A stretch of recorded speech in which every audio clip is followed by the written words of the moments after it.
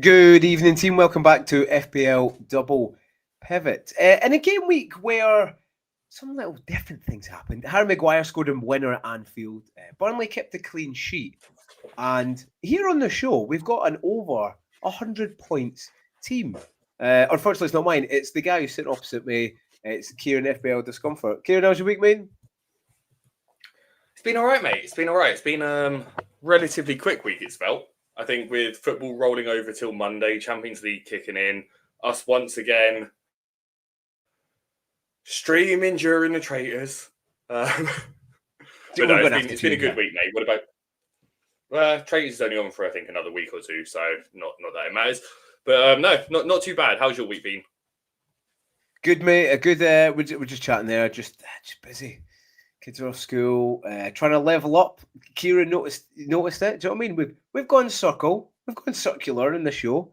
We've added some good things, good touches to the show, which we're good. We're leveling up every day, Kieran. And like I said, I'm enjoying the journey. I am. It's maybe a bit better when you've got a 100-point score to back you for the week, such as yourself. But look at that little smile cracking.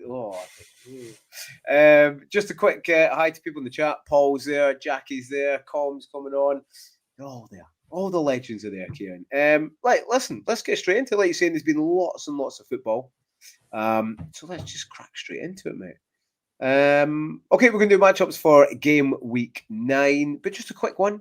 Just, if you've got a little bit of time over the weekend, go back and have a look at our ultimate reviews. We covered all the teams from game week 1 to 7. If there's any trends that we noticed, what teams are better, what teams are worse. So we're going to have a little gander. The first one was with Andy of FF Scout. Fantastic guest. Basically just ran the show, Kieran, didn't he? Basically ran the show. And second was with Vincenzo. With, very, very tactically more astute than myself. Probably on a par with Kieran. But no, it was fantastic. So do go and check them out. Right, we'll start with my team, Kieran, because it's not as good as yours, mate. It's not as good as yours. Quick review from game week 8. 64 points. And all in all, it wasn't bad, mate. I've got Petrovic and Senesi for the double up at the back line, which turned into a nightmare because I conceded 3, but no one's seen that coming. Your friend LaCroix, which we'll come on to because you were in my head.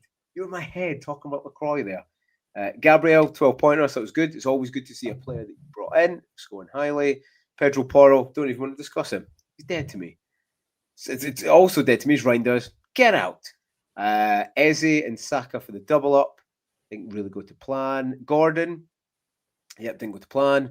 Gakpo missed about 25 sitters, and Haaland does what he does, just bang goals in.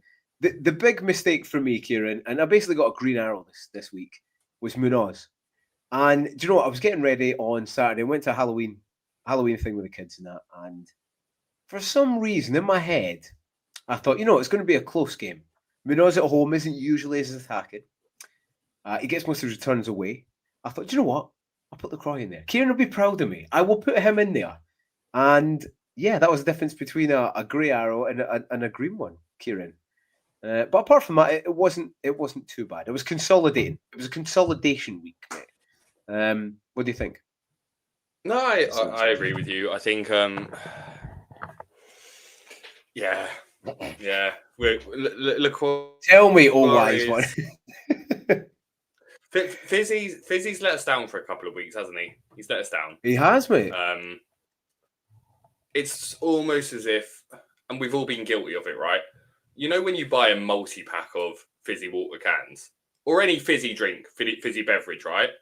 And for some reason, the bigger the multi-pack is, the more likely this is to happen. But there's always one can in there that's a little bit wonky and it's been pierced or something and it's leaked out. And there's still some liquid in there, but when you open it, there's no tss, and you know straight away that drink's not fizzy anymore. And it's been 8 game weeks. We've had that from him. He's at that stage. He's going to bounce back. I know that other people like Guehi and Rich have been outperforming him, and they're cheaper. And it's been difficult as his number one advocate. And I don't think he'll necessarily bounce back this week. But you know what? He's going to get a goal or something in the next few weeks. He'll come back to us. Rest of your team, well, I guess you tell me, how are you feeling about a few of these players? I'd say namely Anthony Gordon, Reindeers, Richarlison. I'd even throw Eze into it as well. Team.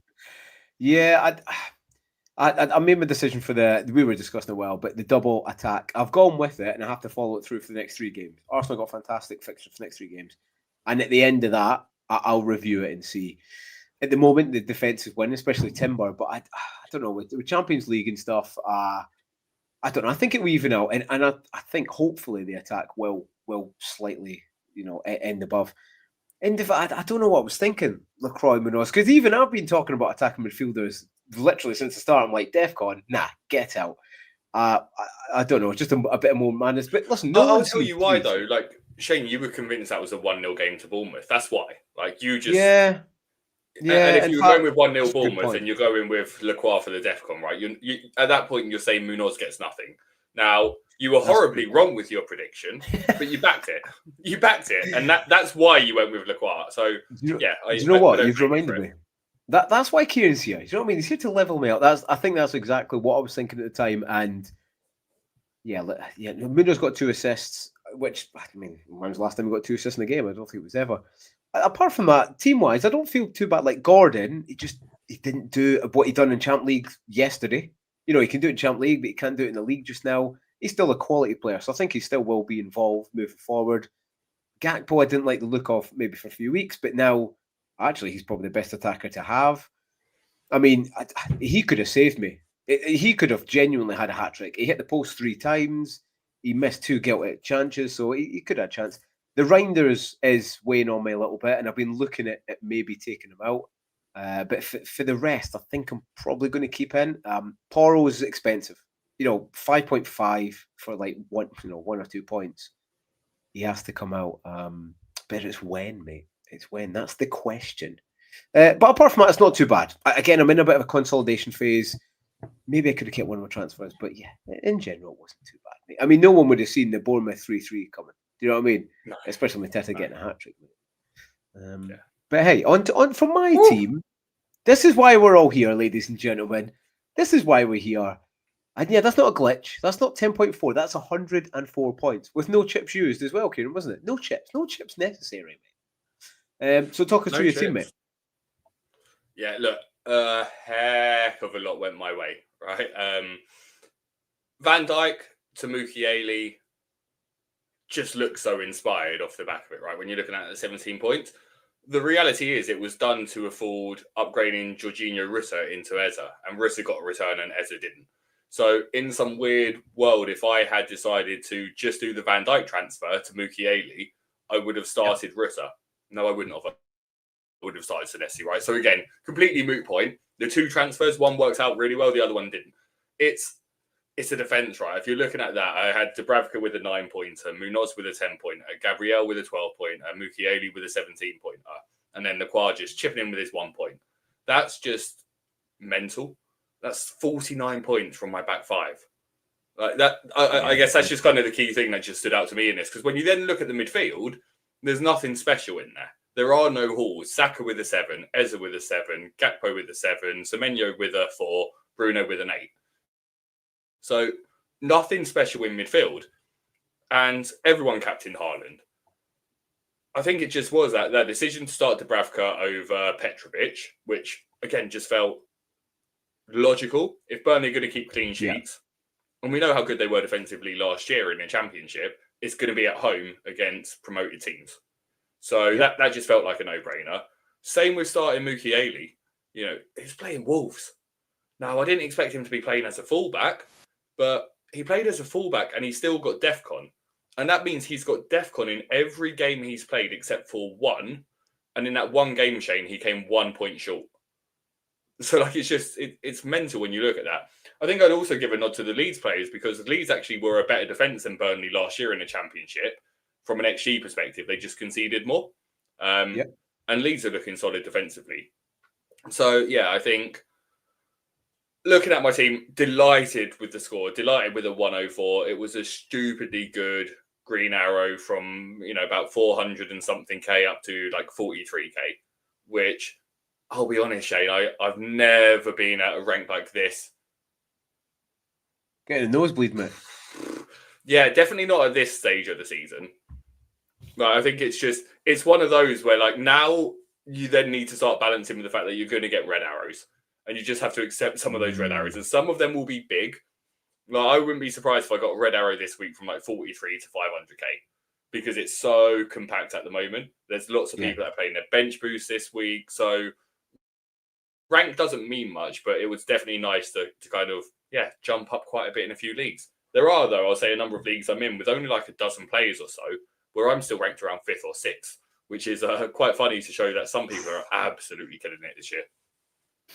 It's good, mate. It's good. I mean, listen, you said what you need to say, but it's always good when you look at your back line. Do you know what I mean? Of those 4 players, apart from LaCroix, I mean, you know the game week's set off well. Is it already affecting your decisions a little bit for next week? And like, I don't know, I'm under 50k. I need to, maybe do that. Oh, mate, I genuinely don't care about the rank other than maybe it'll get us an extra 4 or 5 views. But beyond that, like, mate, it's pure luck, right? Like, as in, I've had a look at the reason why I've been playing a back 5 or a back 4 is because I've had Jorginho Rutter, Mark Gui, and Nicholas Fulkrug on my bench. It's not because I'm like, I've seen that. You know, we've known since the start that I thought 5 defenders was going to be the way to go. Yeah. I'm seeing lots of wildcards at the moment with 3 strikers and I mean like 3 expensive strikers. The template seems to be Haaland, Automada, and Mateta, which is like, I don't know. To me, I still can't get my head around that because bonus I'm with you. I just don't see it from strikers, right? I think the value's in midfield and defence this year. I think defence from a 100%. DEFCON and attacking perspective. Again, we were saying this in like game week 3, weren't we, Shane? Well, saying it's not just about getting a DEFCON player, it's about getting a DEFCON players out of the target men on set pieces because that's where you're going to get your hauls from. Which we know Gabriel is. Well, we didn't know he was a DEFCON monster, but the way the football's changed and we saw it again, right? With teams just going long against Arsenal and Gabriel just mopping up the DEFCON. So, not bad at all. Yeah, like you said, it has changed, especially with the long throws and teams going a little bit to it, Which, by the way, why are Arsenal getting the blame for long throws when we do one of the least amount of long throws in the league? Well, really, I thought Brentford brought it back, and then everyone's just started copying them. Mate, Jamie Redknapp, Gary Neville have all gone, Arsenal have ruined it by bringing back these long throws. Right? Really? We're like, I think, bottom 4 or 5 for number of long throws taken. I didn't think it was many.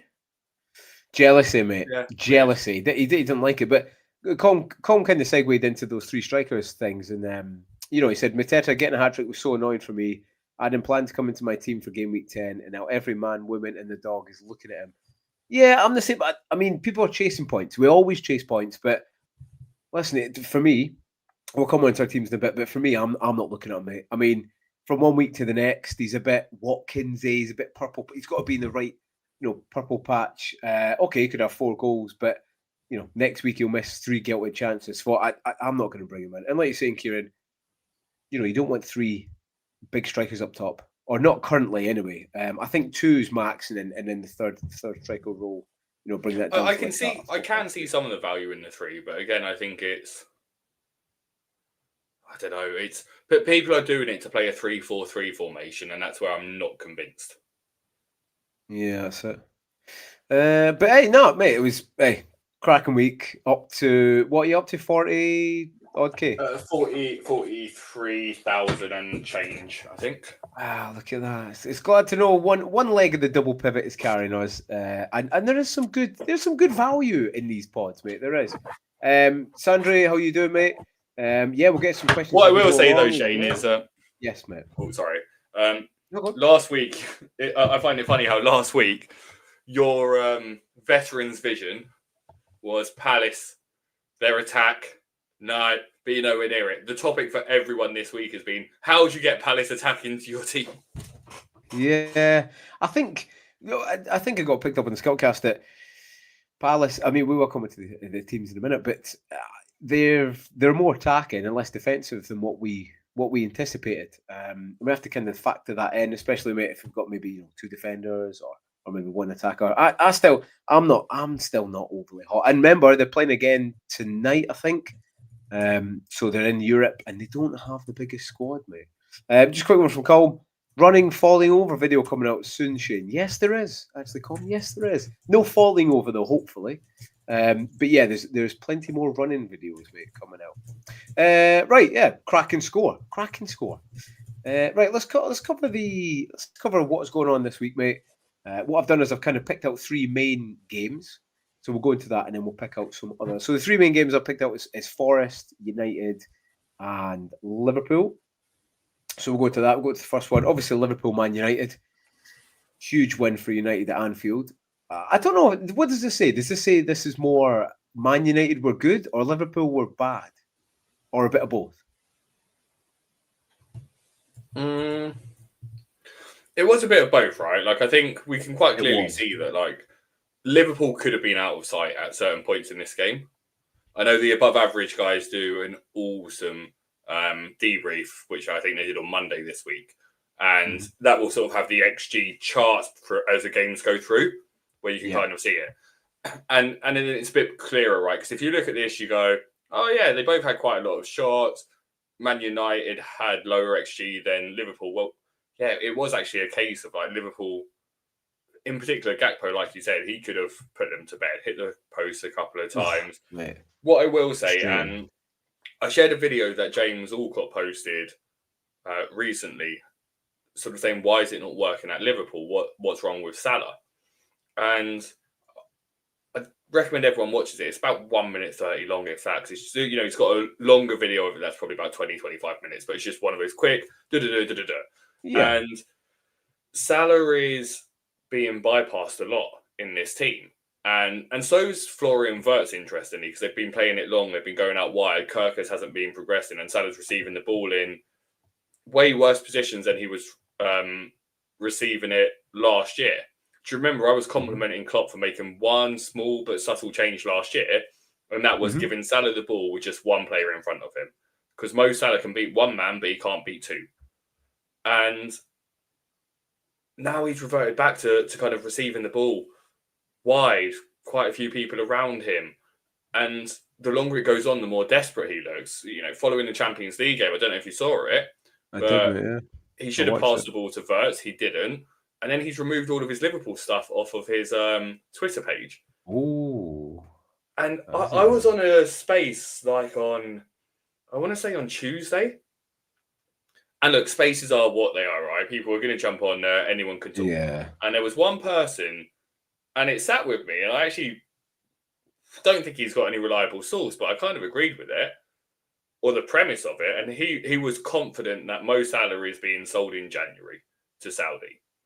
Really? And that Slot is trying to push for it. Now, again, I don't necessarily believe the source, but the logic behind it was you can't drop Salah, but he doesn't fit the system. No, so if you can't drop him for an important league game, well, the only way that you can stay on as manager and be able to play your system is if Salah's not there to be dropped. Which is interesting, because we saw it in the Champions League, right? Again, they weren't playing a great team, but how much more free did they look, Shane, playing without Salah? Mate, they looked... I mean, I watched it with my son, and they went one behind, and then, they just went rogue, mate. And they looked free-flowing. They looked like they knew where each other were moving. They played with each other for a while. They didn't have a bit of not a burden on Salah or the team, but just, they were just, they were just better, obviously. And I've been saying since game week, I'd probably say game week 1 or 2, mate. I've been very, very vocal that, Salah, he isn't, I mean, we all know how lucky he was at the start, right? And there was quite a few times I was watching highlights and I was like, Salah, an old Salah would have first time passed that into the box for maybe a late arriving Wirtz or a back stick Gakpo. And he wasn't even doing that. And I know what you're saying about wide areas he's getting it, but I think that's a bit unfair. I think he's getting it in good positions. But you've seen at the weekend, he was poor. He honestly was really, really poor. And it's funny how now people are jumping on the bandwagon, but the first 3-4 game weeks where he managed to get a very, very lucky goal or assist, people didn't want to know about it, Kieran. They didn't want to know. But yeah, listen, it's come to fruition. And he's been benched for 2 Champions League games. I've got a £50 charity bet on with Kanji, actually, that I think he'll get benched for a Premier League game. I do. I really do. But even before he goes to AFCON. Because it's hard to fit them all in, isn't it? I mean, listen, we're not saying he's world class. He's been fantastic. It's sad to see him go, but the guy he's almost 34. You know, he is aging like all of us. You know, Kieran, we're in our 30s, but he is aging, and yeah, I mean, the January shout. I mean, yeah, it's not a bad shout to be fair. Can I just share something, Shane, on my screen that I found Push down, interesting? Because again, like we've got where are these stats from? Is that the FPL site? Yes, yeah, that's Premier League site, yeah. So here's Ash, our how you friend, doing, right? mate? Good to see you, Ash. And again, we'll give him a plug. Like this is one of my favourite He's brilliant. sites to follow. And in particular, I've shared the wrong screen, so we will quickly. Sorry, give me 1 second here. I'll just fill it, but I don't know why people have him in his team in their teams, mate. He's the most expensive, or he was the most expensive player. He's got no output. So, you know what I mean? So can you see this as a comparison, Shane? Yes. Is it showing? Yeah. So this is Mark's stat spot. Again, we featured it a lot last year, but you can see here actually it has the XG a heck of a lot closer, 2.86 to 2.67. And on the graphs here, Man United are the red, and that is how we saw it play off, right? Man United, big chances at the start. Yeah. And Liverpool getting into it and then pushing really late on. And then you can see that from the cumulative threat thing. I just found it interesting when you're sort of looking at different sites will have completely different XG ratings on this. Again, you can see the 2.86 v the 2.67, which interesting. And again, we can see Van Dijk, strongest ball progressor for them. So again, I thought I'd just click onto his again because we know it was quite a good one. This is also interesting and probably worth sharing. But as a passer, you can see Mbumo's increasing chances for players to score. And look, here's your favourite person, Shane. Bruno Fernandes with 0.32. 0.32. Now, I don't know if you can work this out, Shane, but 0.32 is the highest number there, right? The highest out of all of them? Just it is, yeah. And again, here's Cody Gakpo, should have scored. Salah should have scored. But interesting. And he has Szoboszlai as his main person there. But no, I just thought worth sharing there because I thought your stats here were probably... They surprised me, right? Because I would have thought United created more from watching the game. So it is interesting when you can see different sites have completely different ways of accumulating the XG. I don't know which one. Well, that's the thing, isn't it? That's the thing. Data is, it can be misconstrued or presented in a different way. So yeah, it's good to know that you should maybe look at different sites to see XG and data in general. I think there's a few other things that I wrote down as well that made a difference. Lamin's really good at the back. Really good keeper. I think he prevented something like 1.2 XG. He had a really, really good game, and that gives their backline, a bit of confidence. The other one, which is massive for me, mate, is Konate looked decent. Konate actually played really well. He carried the ball well. He had a fantastic ball through for Isaac, which Isaac should have scored. And Van Dijk was at fault for the first goal. And it was quite, he's pushing blame onto Konate at the front. He didn't track back. Okay, you could say like the ref should have stopped it for the head injury, but at the end of the day, it was kind of Van Dijk that made it. And I think the ref done well to play on. You can't be stopping a game every 2 minutes. But Van Dijk started blaming it. You could see straight away he was pointing at Konate, and I think he's becoming a bit of a scapegoat there. And I think it more tells us that Van Dijk, there's a drop off for Van Dijk. Now they've conceded 5 set piece goals in the last 8. They conceded again to Frankfurt the other night. I think, okay, Konate's not the best defender. I get that. But I think Van Dijk's had a drop-off as well, and that's paving over the crack. People talking about Konate needs to be replaced. I think Van Dijk needs to step up and play better. Remember at the end of last season, Kieran? He had a bit of a poor drop-off, Van Dijk, and I don't really think he's overly recovered from that, mate. So, yeah, I think it's the whole back line. It's just not performing, is it, at any stage? And a worry with Frimpong being subbed off early yesterday, with Isak being subbed off early yesterday. But again, look, we're both in fortunate positions, Shane. Let's just click back a couple of slides here. But if we look at your team, you've got Cody Gakpo in yours. If we look at my team, I've got Cody Gakpo in there, and at the moment, people are looking ahead at the upcoming fixtures and going, "You're going to want Liverpool players in there," and people wildcard and are probably going, "Oh, I need to get Cody Gakpo in." We've already got him, mate, and he's the only real. Well, he's the continual and consistent threat in that side, and probably the only one you could put your hat on. Maybe Ekatike would tempt me a little bit now. Yeah, I mean, how can you leave him out? Every time he plays well, mostly every time he plays well, he's getting goals or assists or he's playing well. I think just now Gakpo's the best, but I might be making a bit of room for Isaac at some point. He should have scored a few goals the other night in the Champions League. So if they keep clicking, I think I'm going to have to make a little bit of room for him. But hey, listen, it was a fantastic finish. Harry Maguire of all people. Do you know what? I want to give kudos to Harry Maguire because he could have left that club when he was getting the absolute ripped out on by even United fans, and he stayed at that club. So I want to give a chuck up to Maguire because, yeah. Do you know who else you should give it to, Shane? Oh, here we go. Don't say. This guy here who got the bonus points that you loved. You loved seeing Bruno get those bonus points, didn't you? You know what? What do you think my Vision's about this week? It's about Bruno and the bonus points. But no, it was a good finish. Fun. Yeah, it was a good finish, and that was Liverpool's fourth loss in a row. So, yeah, the win midweek against Frankfurt was well needed. From one fantastic game to another fantastic game, two defensive sides, or we thought were defensive sides, and it finished in a 3-3 with a Mateta hat trick, mate.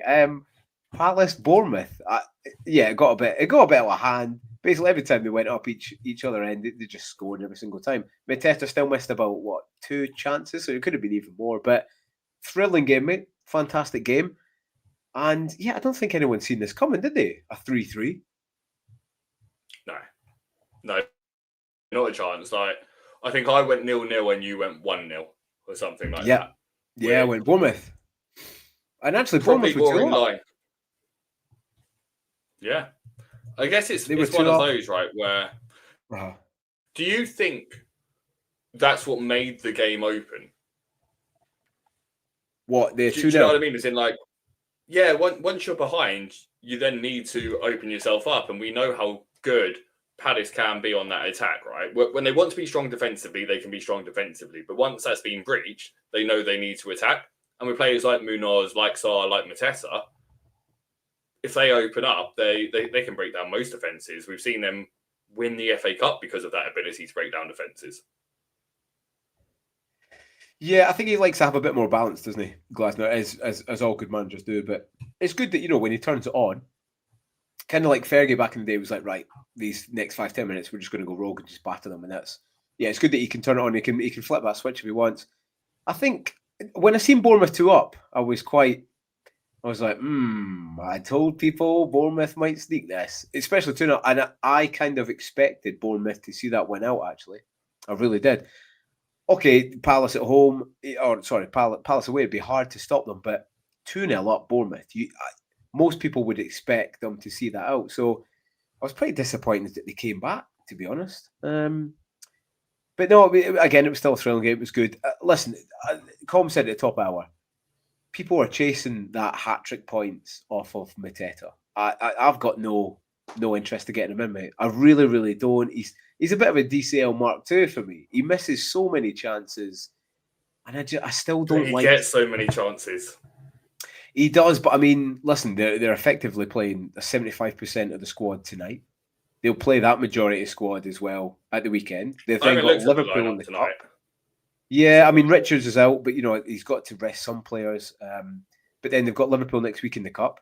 So the squad's going to get tired. It is going to get tired, and they're going to start conceding a little bit. I know people are very knee-jerk and want to get the attack in, but listen, if you asked 100 people last week what the score would have been and who would have scored the most, nobody would have said Mateta will get a hat-trick. So, yeah. Do you know who might have? Who was the fella we had on that?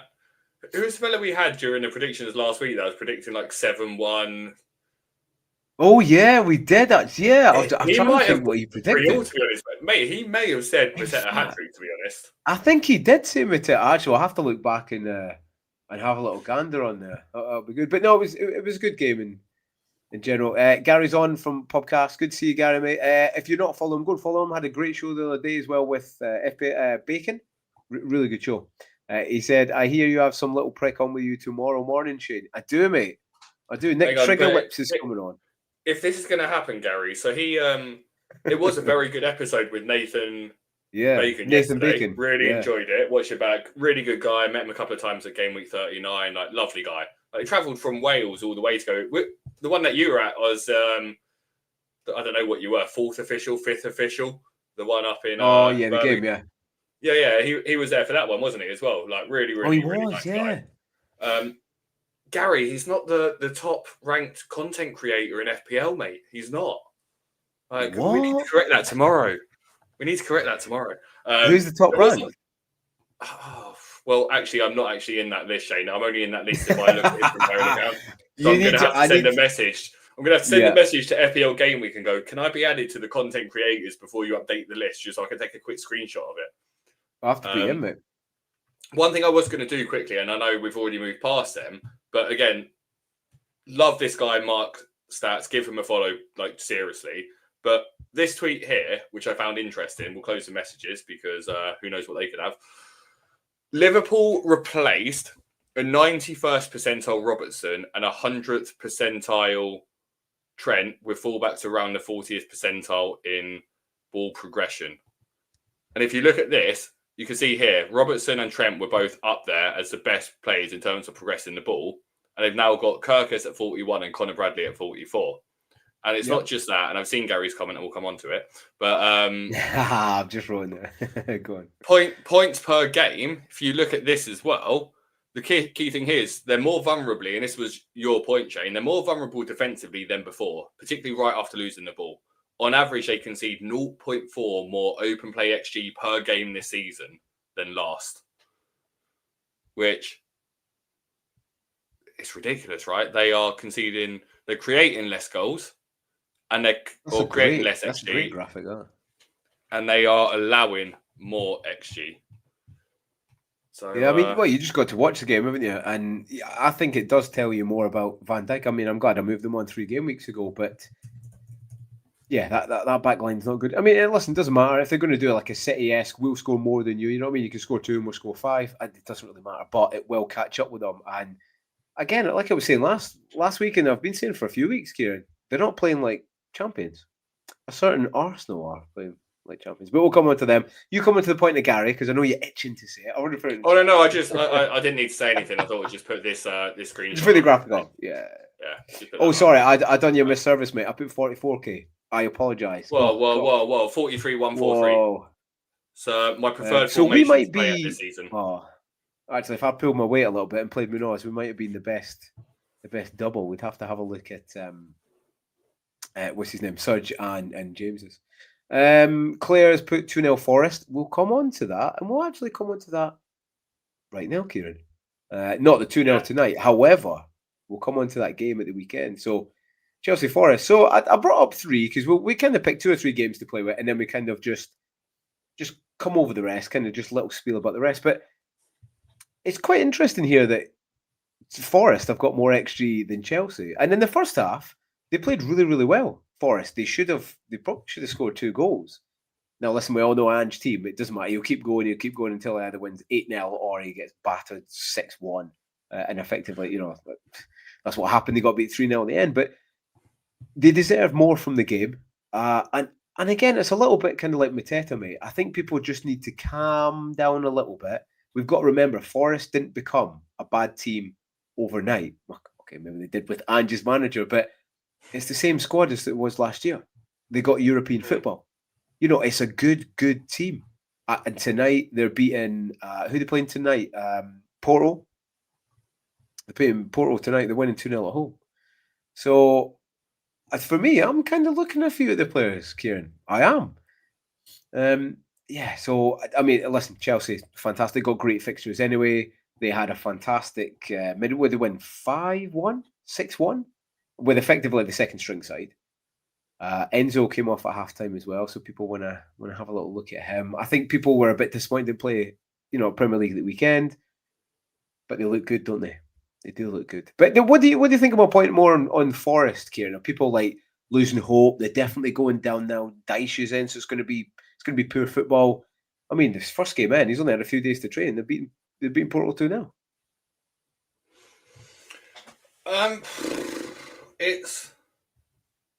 I agree with you, right? I think again, this was a case where this felt like a really weird game, to your point, for Ange to then get the boot off the back of.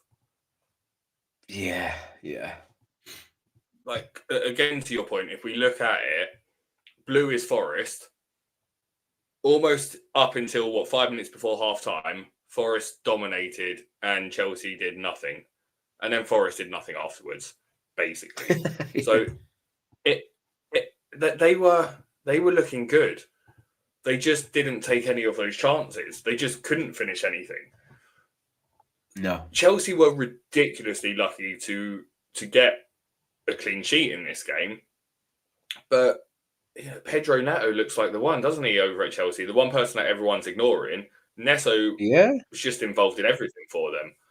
People were burnt by Enzo not starting. And again, I think the reason why Forest looked good in the first half is it was the first game that Caicedo's not started, why he didn't start was mental, because as soon as he came on, the game changed. They absolutely dominated. I think the challenge is, and it all comes back to it, João Pedro is that big question mark in that Chelsea team. They've got good fixtures coming up. And we were saying it last week. The striker isn't the person that scores the goals for Chelsea. It's the person playing in the 10.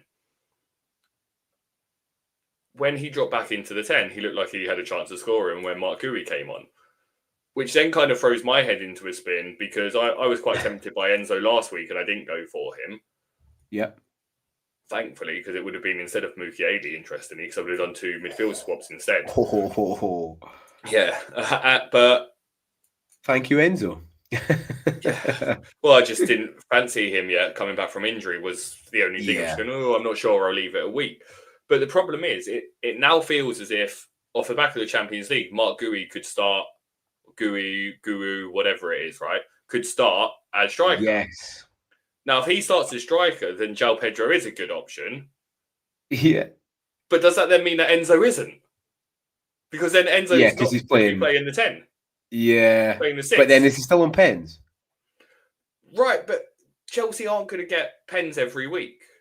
No. I know they got 2 in the Champions League, but again, level of opposition and level of scrutiny for awarding penalties is completely different, right? In the Champions League, you can get a penalty for a handball way easier. You can get a penalty for a foul way easier.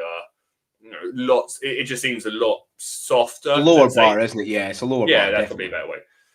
So I don't think they necessarily have a good chance of penalties. It just makes me... I wanted Enzo. I was considering him this week. But not if he's not playing the 10. Yeah, see, it's quite funny that we'll come on to our teams in a bit, but I might be playing a certain very cheap striker this weekend up front. He's on the 10% owned, a bit gooey. One point I will put is I did look at Achampong pre-season, because he did get a few minutes, and he's currently 3.9 million.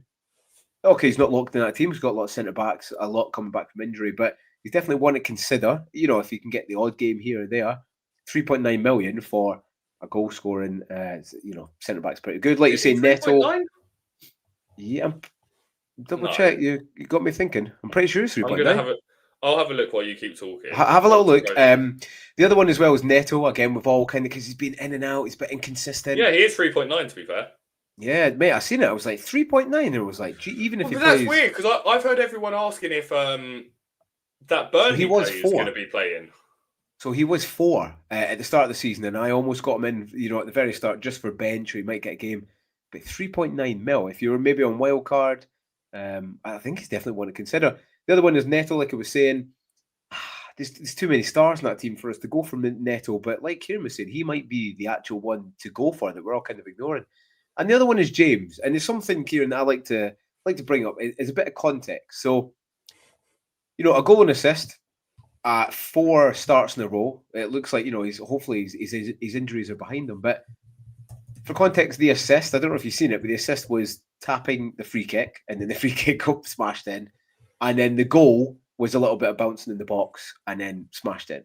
He's not going to do that every week. So again, those that are chasing points, a bit like Mateta, maybe just hang fire a little bit as well, especially on his injury record. I mean, he does look good. He's a fantastic crosser of the ball as well. I would maybe just to see how it plays out a little bit, mate. But 3.9 is enticing, isn't it? Oh, here we go. Perfect. We go back to him. Look, lovely adverts. So Reece James, is a great guy, right? You would love to be married to Reece James. Because one thing that Reece James prioritizes over anything else is family time in the festive period. So if we look at 2019, 2020, started off by just taking 8 days off between Christmas and New Year. Dipped his toes into the water. I'll have 8 days off, right? He then in January went, that wasn't long enough. I've got a bruise. I'm going to take off another 2 weeks, right? He then, forget about it, whatever. The very next season, we get to December. The 14th of December, he goes, oh no, I'm injured. And he then proceeds to be off from the 14th of December till the 18th of January. The very next year, we get to the 27th of December.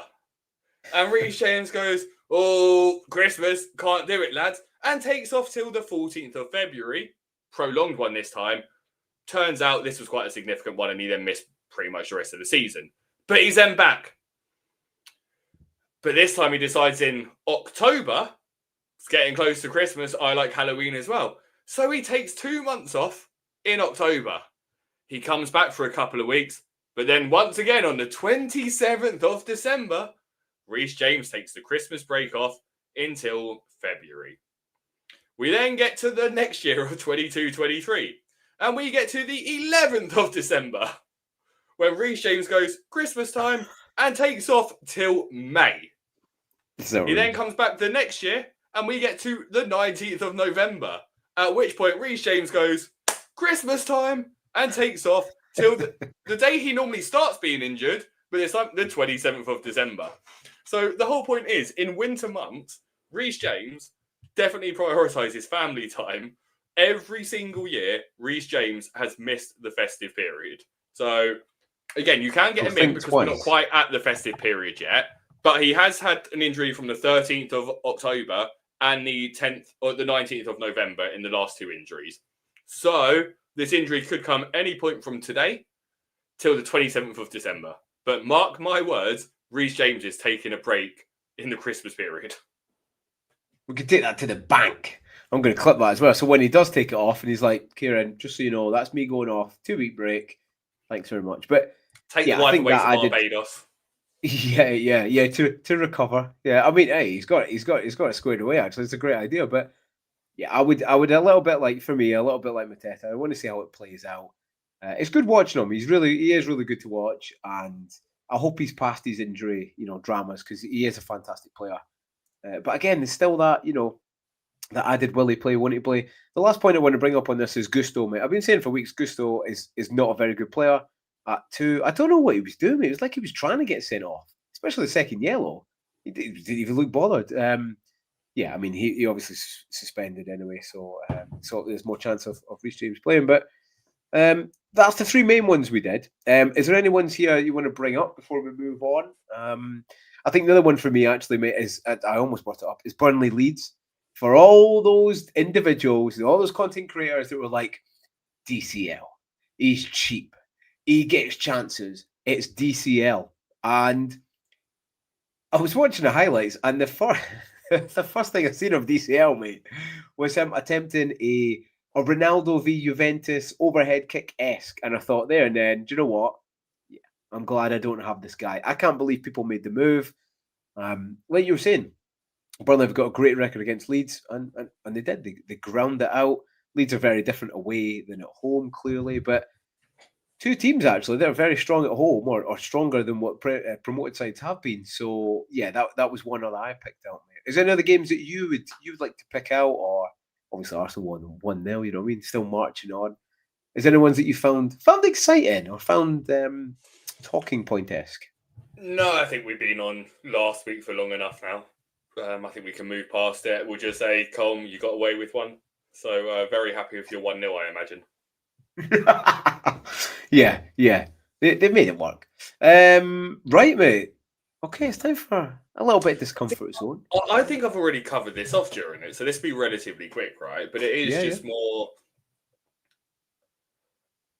It's more just around that whole topic of free strikers and spending that much money on them, and the sacrifices you're making for it, and why people would be doing it, right?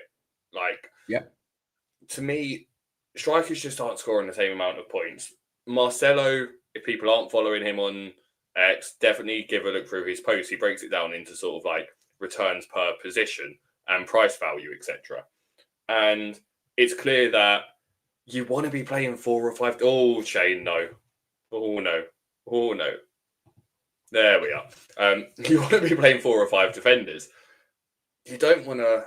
There is a time, and I can see myself maybe wanting 3 strikers for a period, but not at the sacrifice of having the right defenders playing or starting, right? Because your strikers just aren't going to be consistent. Your defenders can be consistent. And as I fortunately benefited from this week, they have potential for mega hauls, which are much harder to achieve for a striker, right? Like you're looking at Haaland, he's banging in 2 goals every week. He's getting 13 points. For a defender to get 13 points, well, they can get pretty close to it just by getting clean sheet DEFCON and getting 3 bonus points, right? They're already up to 11 by that alone. If they then get an attack and return thrown in there, players like Munoz, players like Mukiele, players like Gabriel, you're looking at your 17 point plus. And more often than not, these players are going to get returns in the games you don't think. As you saw from Shane, he benched Munoz last week and missed out on a 10-pointer, starting Anthony Gordon instead of him, right? Who is more expensive and more complicated. So, yeah, I guess the whole thing is, I know everyone's wildcarding, but just take into consideration, why is it you're opting for 3 strikers? The game's changed. And is 3 strikers really going to be the best way to go moving forward?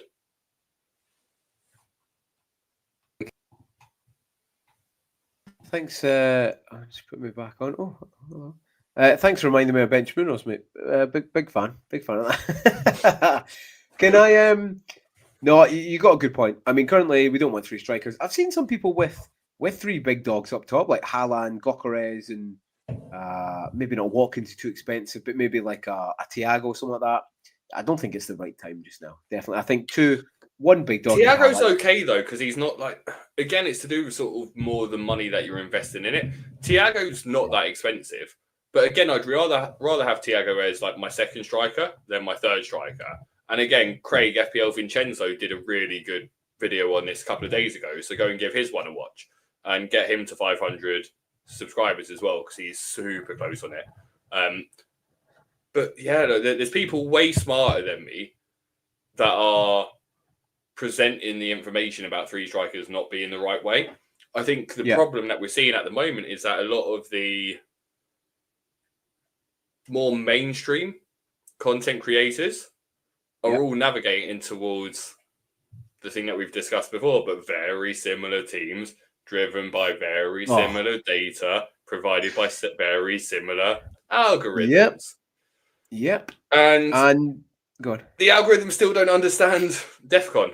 They still don't understand the upside of defenders. They would not have predicted this many defenders being in the top point scorers. Exactly. And do you know what? Claire says it? She says it brilliantly there. She says, stupid FPL review free planner thinks I should sell Haaland, then next week buy Anderson.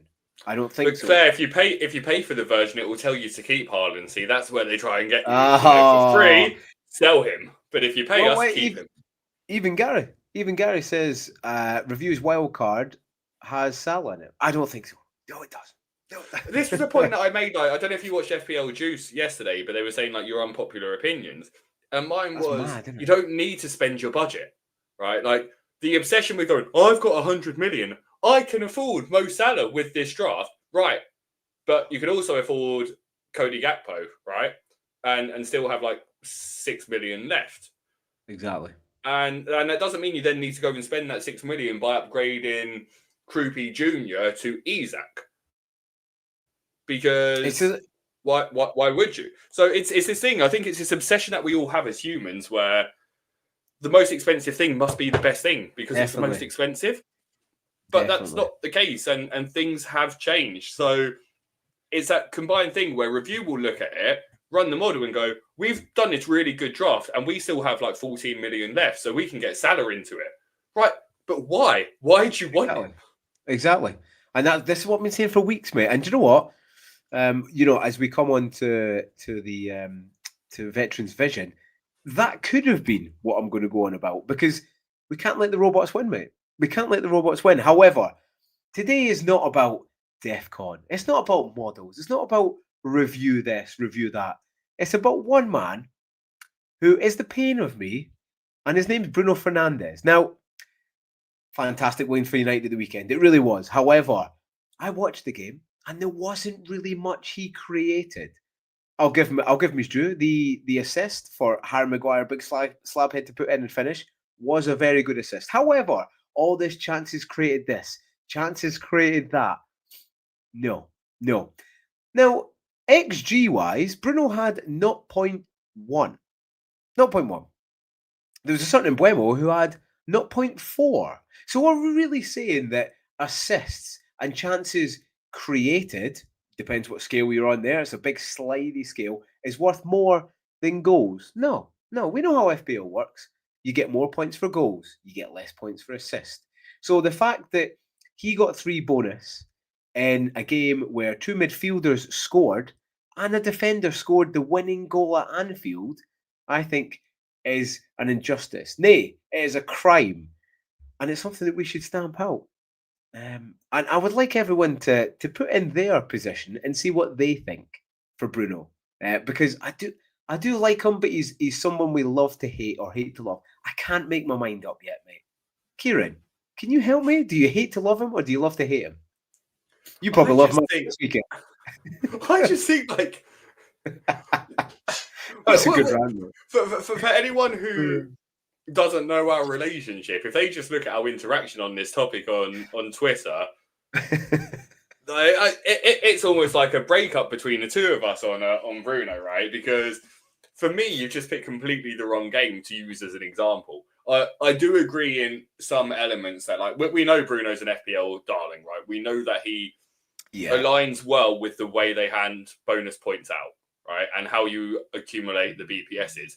But as I shared with you in multiple screenshots, it was the lowest threshold that any player had this season, I believe, to get maximum bonus points, right? In terms of that total points. So again, it wasn't a case of Bruno was great. It was a case of every single player was crap. All of those, like, let's use Cody Gakpo as an example, right?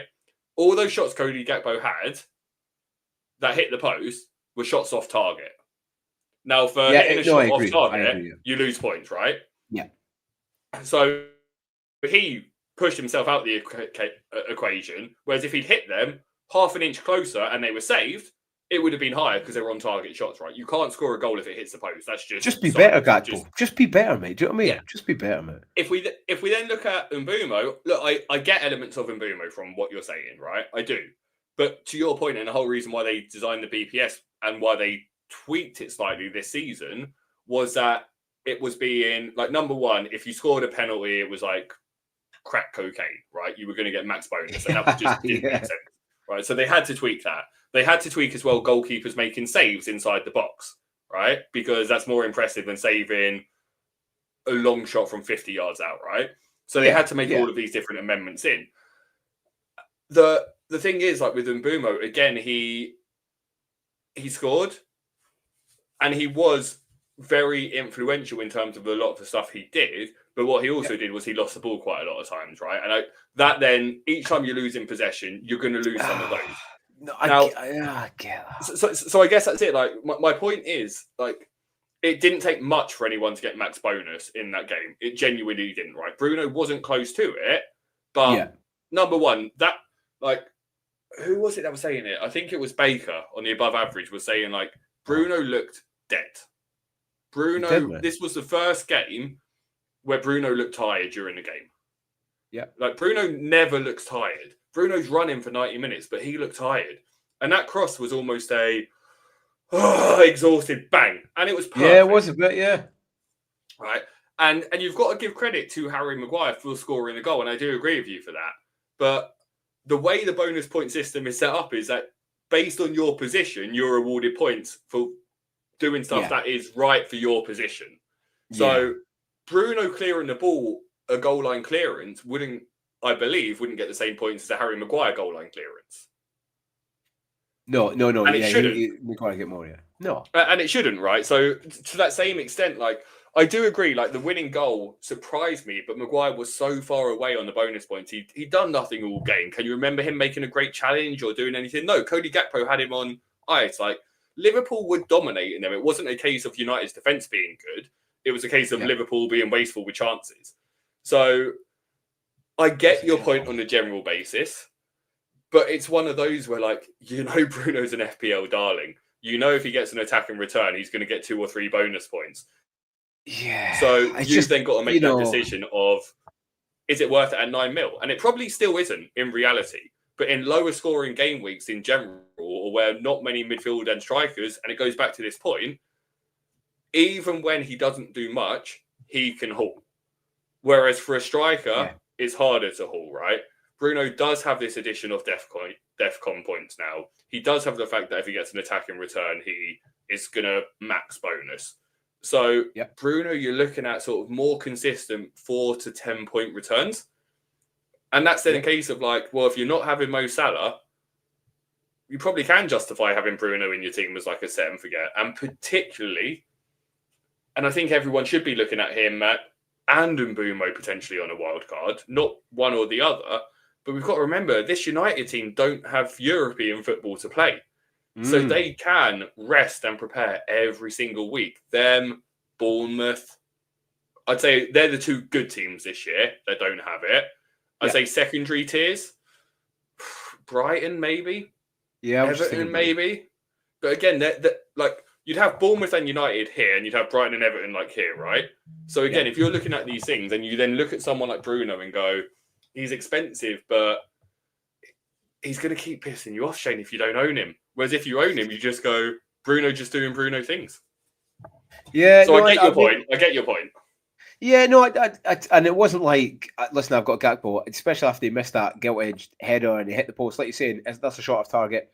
So it wasn't like I wanted my player in there. I didn't expect any points for Gakpo, especially after he missed all those shots. But yeah, are we really rewarding it? And I get it. It's a more overall picture. I get it. I just think we're not giving enough weight to, the more passionate. Do you know what I mean? It's Harry Maguire scored a last-minute winner against Liverpool at Anfield. It's hard to take that into consideration, but I think there's maybe too much weight for passing and stuff. It's a good system. I'm not saying we should get rid of it, but yeah, I think it just needs a little bit overhaul, because you do get, there's a few people actually put on my X and said, oh, it doesn't matter if you score a winner, where actually it does matter in the bonus points. So maybe scoring the winner maybe needs to get weighted a little bit bigger. But no, that was my rant, mate. That was my little rant over. But Geddy's just joined us, mate. Evening. How you doing? Just put in a wee segue, Kieran, of, look at this screenshot. Do you know, I'm leveling up, Kieran. Look at this. Do you know what I mean? I'm leveling up. We're close to 600 subscribers, so we're just aiming for that good push. So if you could like, subscribe, all that kind of good stuff, helps the channel out. And ultimately, it helps us connect with you, the team, and discuss more how much I hate Bruno and how I'm not going to get him on my team again. I think that's the main point. Game week 7. Okay, Kieran, like this. Hey, he's not just had a good week on FPL. He's had a fantastic week on the predictions. So this is where we were on game week 7. There's a little bit of a gap there opening up, and I start to feel a bit sorry for Kieran. However, I'm not feeling sorry for him anymore, because he's massively close to gap. Yeah, look at that. Woo! God damn, that's a 40-point bounce, isn't it? That's a big swing. So I wrote them down. So you got 50 points in total, and I got 15. You got 2 correct scores. Obviously, you had, up there from 3 to 5. The ones you got was Aston Villa 2-1 and 2-0 for Burnley, I believe. Pretty sure it's 2-0 Burnley. Yeah. So it's in. It's back on, Kieran. It's back in. So you've had a fantastic week on FPL. Arsenal have won. They're still top. How close are we on FPL now as well, actually? Shall we check? Oh, here we go. It's glowing. Now it's glowing. I would say probably gloating, 40 points. 40 points, maybe? Or it might even be You more. wish. You wish. Oh, how much is it? Come on, tell me. Put my bets all right. 66. So Kieran's 66. Okay, so we got time. We got time now. I'm not worried. But no, it was a good week for me, mate. I wouldn't be worried if I were you either. I am definitely going to have a fall from grace very quickly. So I'm going to keep. Oh, he said it now. He said it now. Right. Okay, team, we're back on to next week or this upcoming game week, which, by the way, is an early deadline. Yep, tomorrow. So 6:30. Again, so make sure you lock your teams in early doors. Go on. Shane, like we had pain to watch on Monday, right? For anyone that watched Brentford versus West Ham, like I feel sorry. I didn't bring this up yet. I didn't bring this up. I feel sorry for your partners as well, right? If you subjected them to watching West Ham Brentford, you need to buy them something. You need to take them out for a lovely meal. And do you know when you should take them out for a lovely meal? Tomorrow at 8 p.m. Because you cannot justify watching West Ham v Brentford on a Monday and then also watching Leeds versus West Ham on a Friday. Like, what is with this scheduling? Why are you giving us games that like no one gives a damn about? Like Leeds v West Ham is another 0-0, 1-0 kind of drab game on a Friday. What's the point? Yeah, I'm going to the cinema, Shane. I'm going to the cinema tomorrow. I'm going CrossFit, then I'm going cinema. It'll be better than that. I mean, I do like the schedule, and we spoke about before. I love a Friday night game just to get you set for the week. A few 3 o'clocks, but I'd like another. You've got to have at least 3 o'clock kickoffs, I think, to make it worthwhile. I always end up going to the Dunfermline game normally. There's no 12:30 game either on Saturday. I know. Why don't you? Yeah, I mean, maybe 2 o'clock on Sunday. What is this scheduling? I mean, Burnley Wolves. They could have put that into the 3 o'clock schedule on Saturday, couldn't they? You know what I mean? There's no European football, so why they couldn't have put that in there? I do like the 5:30 game, and I do love the 8 o'clock game because it follows all the way through it, and then you get straight into match of the day. So I'm a big fan of that. But I do like a Super Sunday. But yeah, 2 o'clocks on Sunday. I guess it is to your point, right? If we go through this, right? Leeds v West Ham, neither playing in Europe. Chelsea played Tuesday. Newcastle played Tuesday. United v Brighton could be a 12:30 game, but they put it at 5:30. Liverpool played yesterday. Arsenal will play Tuesday, but Palace played today. Villa played today. Bournemouth v Forest. Forest played today.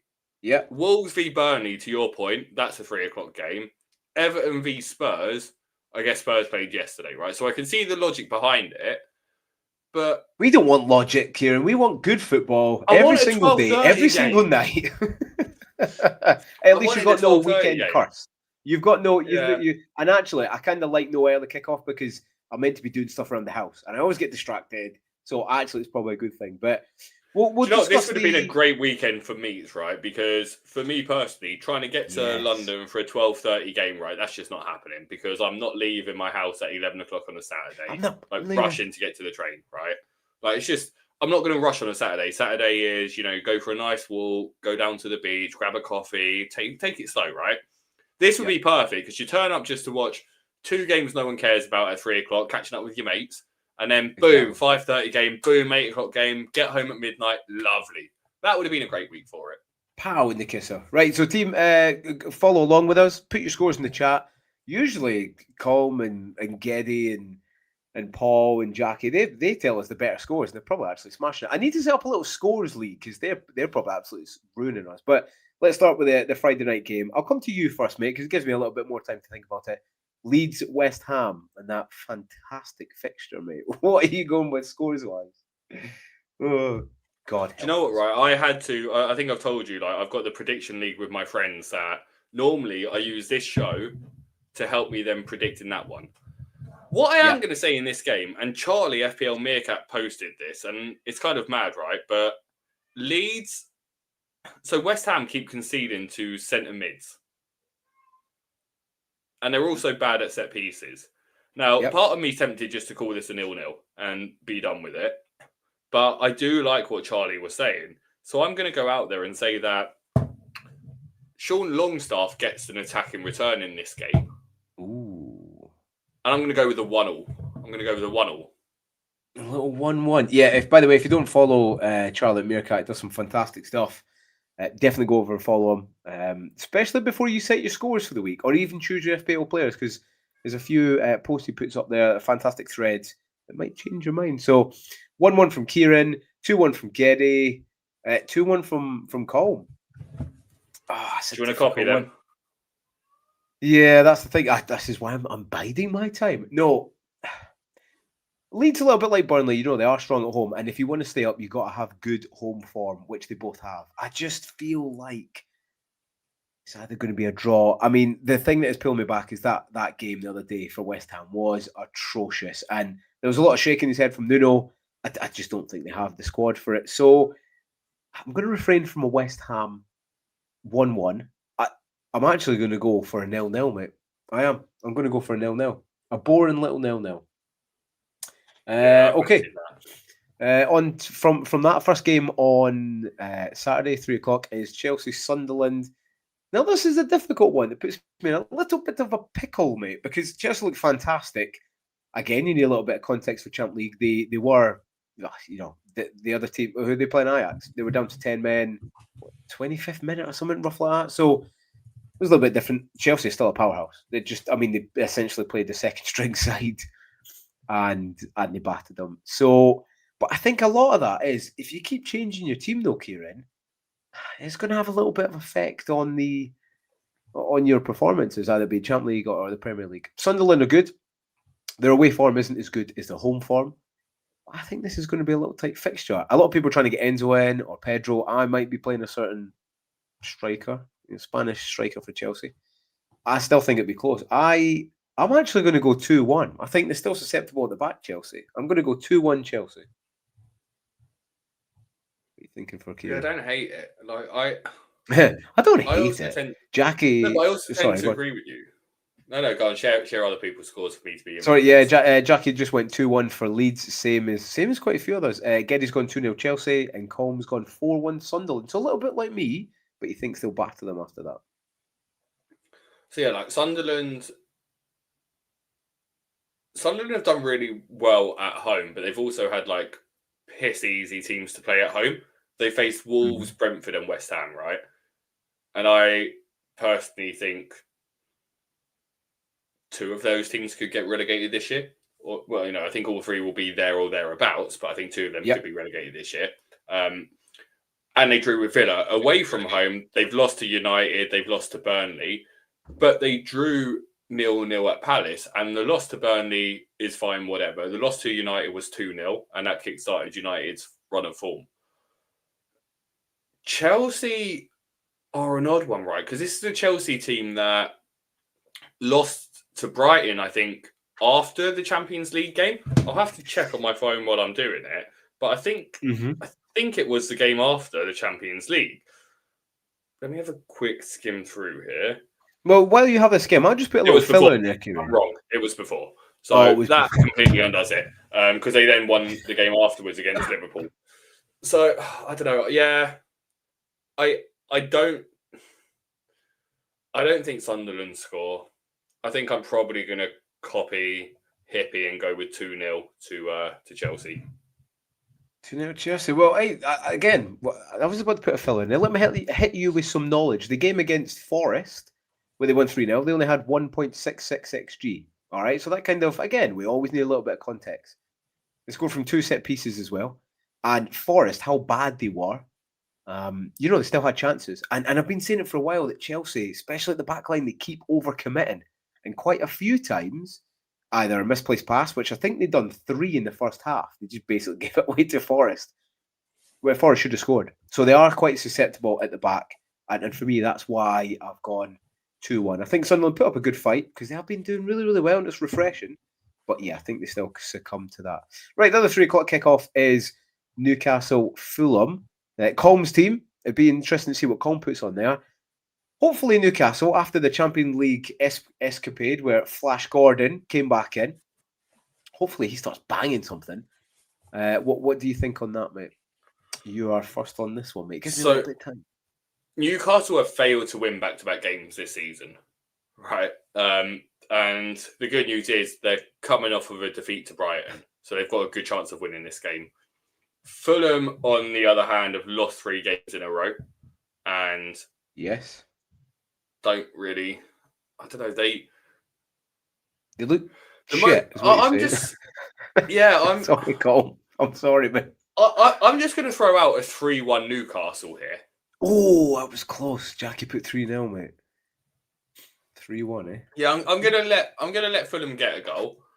I'm also going to be copying the fact that I'm just going to go with 3-1. Like 3-1 is the most common score in a Fulham game, right? They lost 3-1 to Brentford. They won 3-1 against Brentford at home. They lost 3-1 away to Villa. They lost 3-1 away to Bournemouth. So I'm just going to keep that record going and go with another 3-1 away.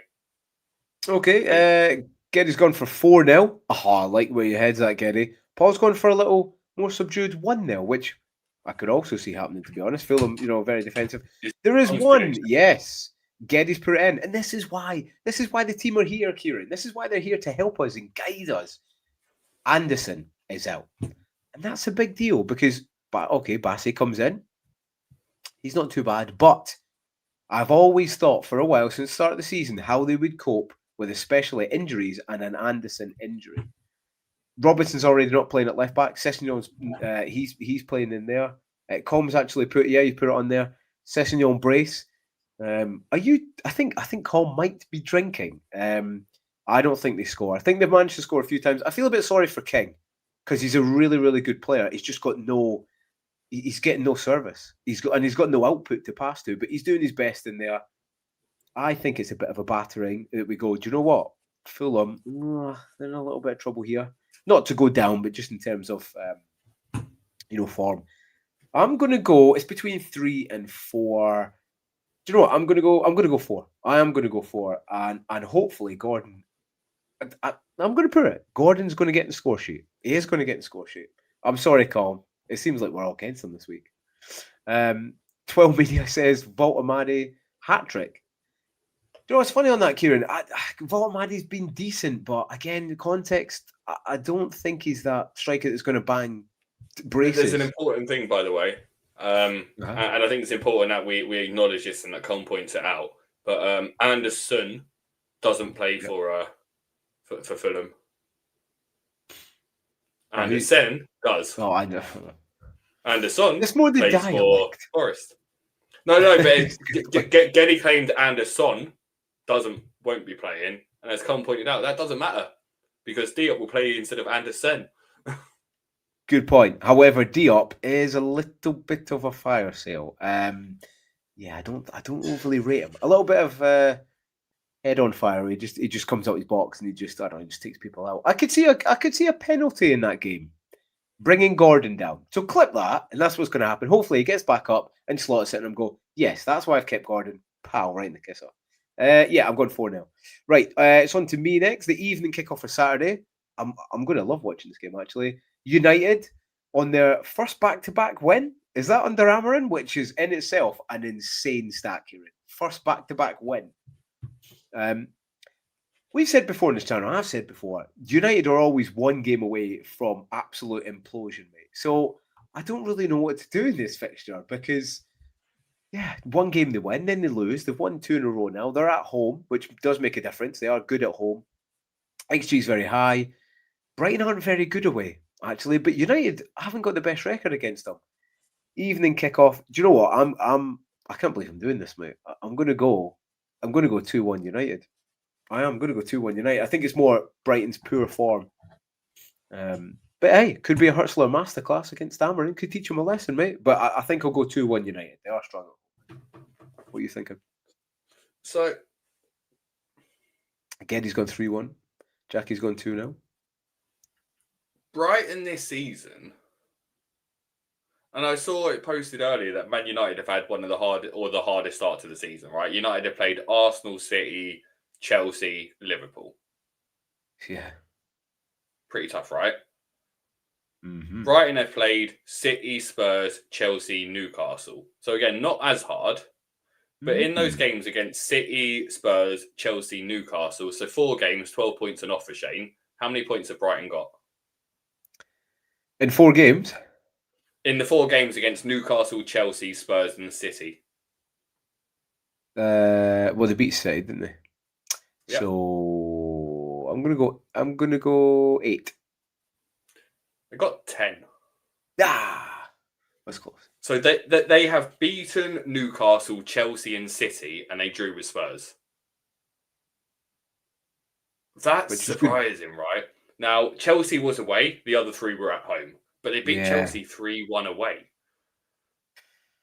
But they did have a red card, though. Chelsea had a red card by then. True. It's look, I tend to agree with you. Like, logic says to me that it's going to be 2-1 to United. And in my friend's prediction thing, I've gone 2-1 United. But I need one of them this week. And I'm going to pick this one as my Desmond. So, yeah, let's go with a 2-2 for this game. Oh, do you know what? I was actually considering changing it to a Desi, but I'll keep it. I'll keep it. A little 2-2 is a good shout.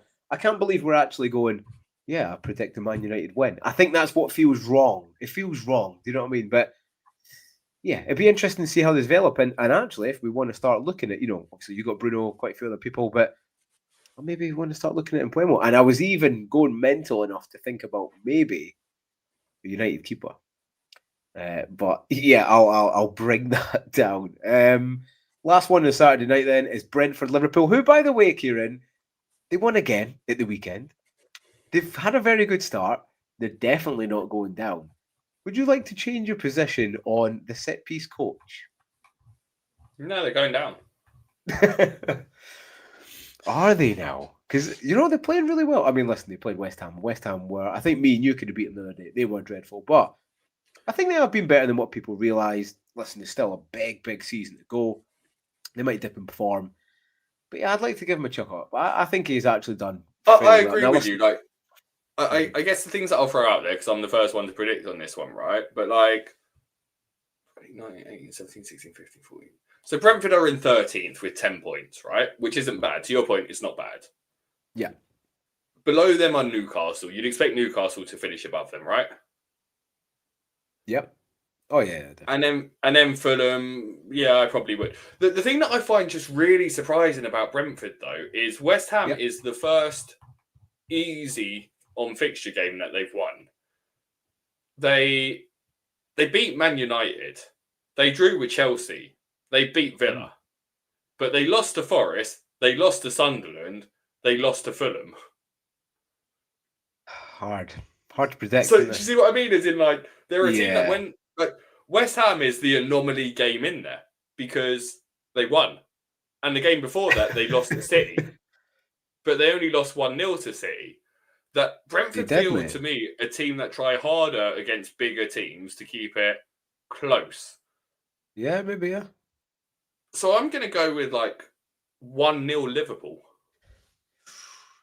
Not bad. Yeah, I mean, Thiago's playing really, really well. Big, strong, powerful. It's difficult to say because obviously Liverpool linked up well, didn't they? Champions League last night.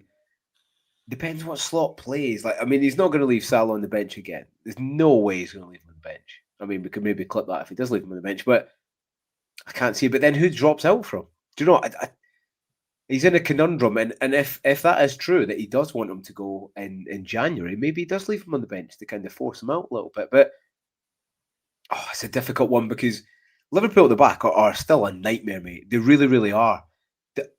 I mean, like I said, Van Dijk's lost a misstep. Konate's not been that good, but yeah, I think they do still edge Brentford. Brentford put up a good fight. What I like about the manager though is he's not scared to change formation, either be for bigger teams, smaller teams, or mid game. And I like that. That's why I think they will stay up. He's adaptable, but I still think Liverpool do edge it. I'm going to go 3-1 Liverpool. I still think Brentford score, mate. Liverpool need to still sort the back line out. Let's have a look in here. Com's going to Desmond for that, mate. Little 2-2. It's not bad. Geddy's going 3-1 Liverpool. Bounce back. Thiago, double. 2-1 Brentford from Paul. Go on, Paul. Go on. Jackie's gone 2-1 as well. Right. Oh, are you first on Sunday? No, it's me. It's me. Arsenal Palace. First game on Sunday, 2:00 kickoff. Oh, this is difficult. In fact, it's not difficult. I've set out my stall, and I'm going to set it out now. Everyone wants to get Palace attackers in. I don't think this is the time for it. I mean, they're about to play Arsenal, they are. I mean, you don't need Kieran to tell you. Best defensive team in Europe. Probably the world.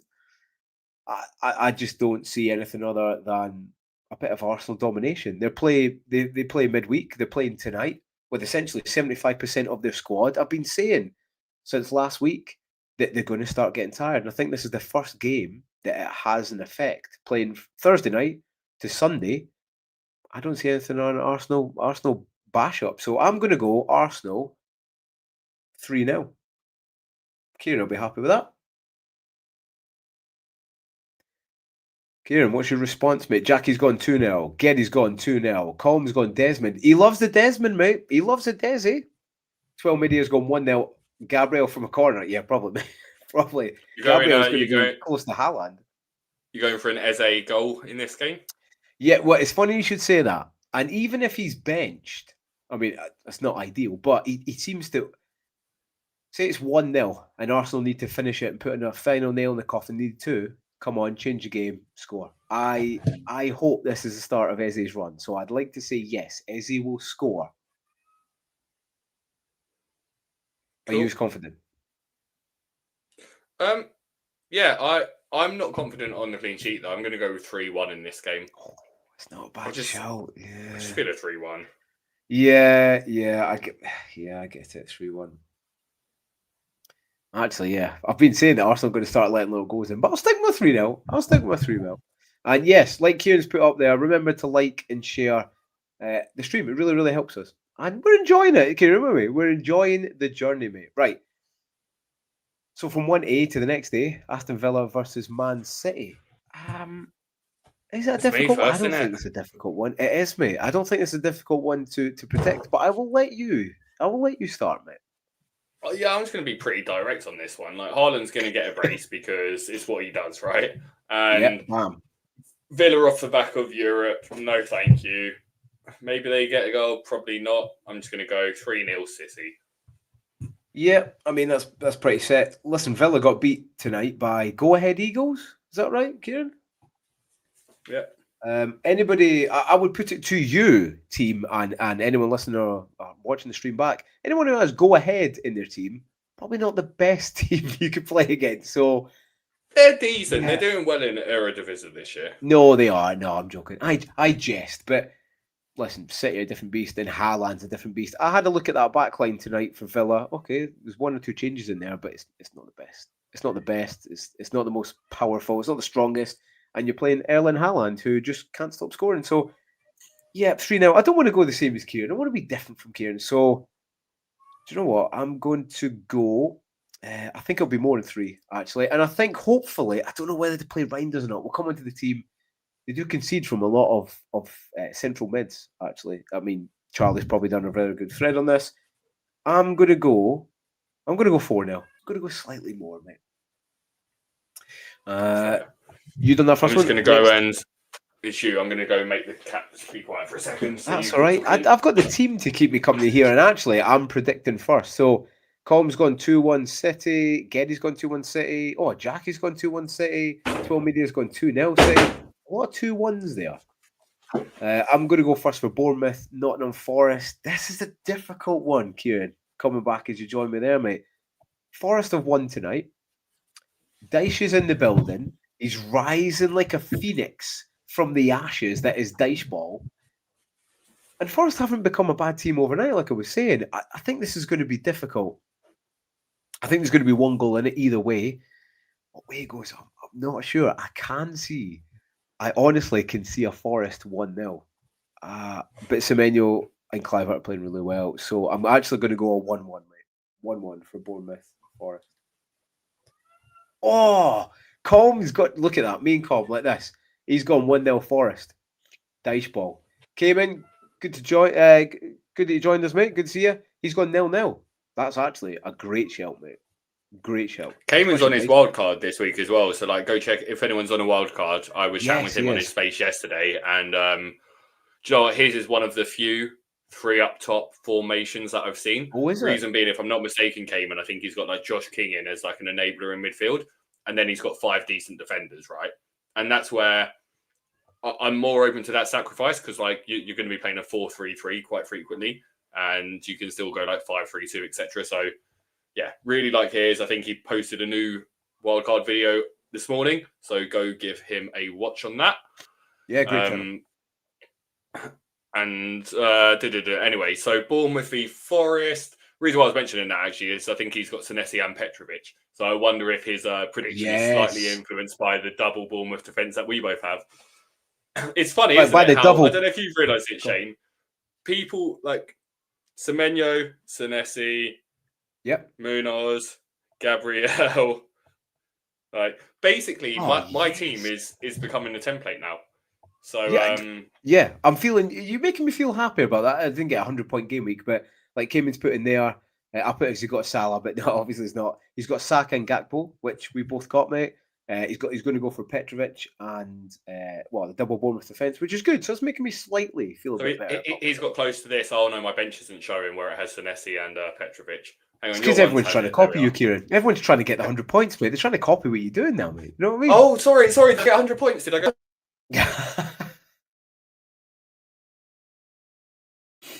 And he's gone. With that, he's got. Did you see that? He's gone. He's like, oh, I've got 100 points. I'm away from the stream. See you in a bit. I'll keep it running, guys and girls. I'll keep it running, team. Cayman's put on there. Appreciate it, love, boys. Nah, honestly, go and check out his channel and Thinking Cap as well. He does Thinking Cap with Benji and Stark. Really good. They do really, really good watch alongs as well. So make sure you go and set it out. Yeah, Cayman. I don't know. Do you think it was like a mic drop? He was like, yeah, got 100 points. See you in a bit. Bam. That was funny, mate. But we'll continue on with it, and the team can help me here. Do you know what I mean? We could predict his as well. So anyway, where we're up to. He needs to come back and predict for that anyway. But we get in the back. On to next one, Bournemouth. Yeah, so I went 1-1. I think it'd be close. Next one, Wolves Burnley.